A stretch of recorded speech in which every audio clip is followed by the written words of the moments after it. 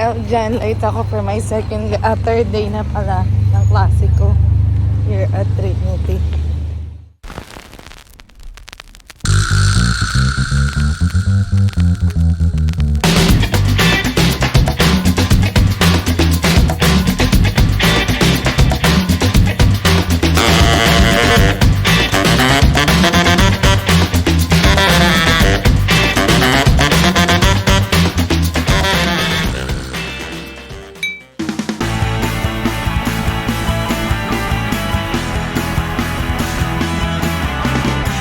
Ako, ayan po yung kotse minamaneho namin.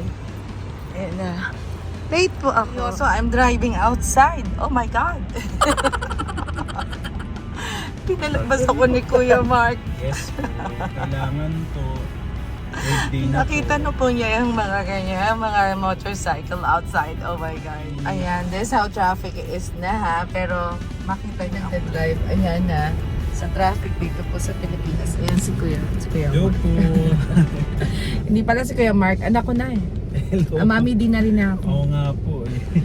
Anyway, ayan, third day. This is my third day in this driving school. So, nasa labas na po kami. Ayan. Labas-labasan. Medyo na-stress ako dahil sa dami pang kumakahat ng mga tricycles. Hindi pa tricycles, motorcycles. Ayan naman. Ayan na, si Mark. Hello po. Change of lane.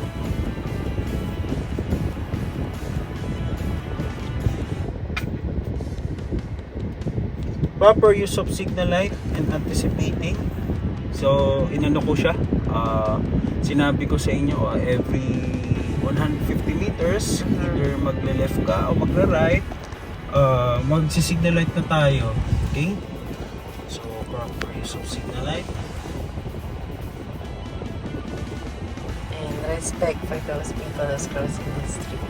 Yes. So, tapos, proper change of lane. Yan na nga. Ano pa ba? Siyempre. The super defensive driving And then, skill. kailangan natin sa mga pigment markings, traffic signs. So, nakikita natin, di ba? Ano ba yung mga traffic signs natin doon?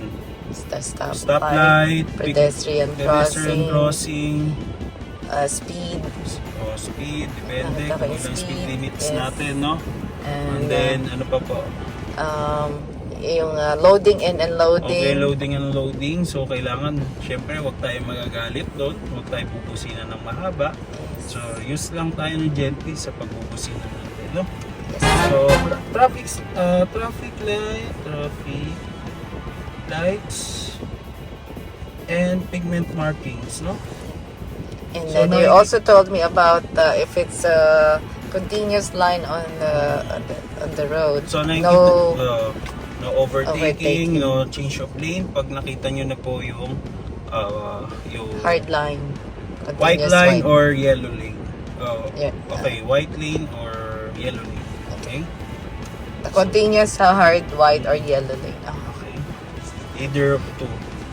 Then ano pa ba? Kulang na ba? Traffic lights. lights. Okay, ano yung traffic lights? Enforcer. Siyempre, enforcer, kailangan dapat natin Yeah, it's better to have the enforcer than to have the traffic light. You know that it's only like less than 1 minute the less traffic than 1 light, minute in and then we're gonna installation. stop again. So, yan na. So, what else? So, follow up. I got the parallel parking already Okay, there. parallel parking. Oh, in see, you St. Paul. forgot about it pa. And then the hill, Yes. downhill and uphill. Oo. Oh my God. Parallel parking in St. Paul. St. Paul's Street. Mm-hmm. Okay. Uphill and down. See?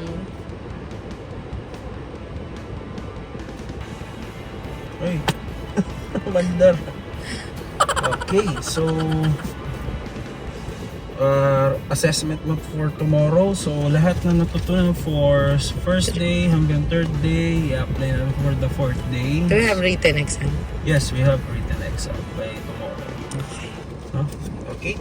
So Mark, so See you next. See you see you tomorrow. tomorrow. This is the place that, yeah, that's where we drove the other day.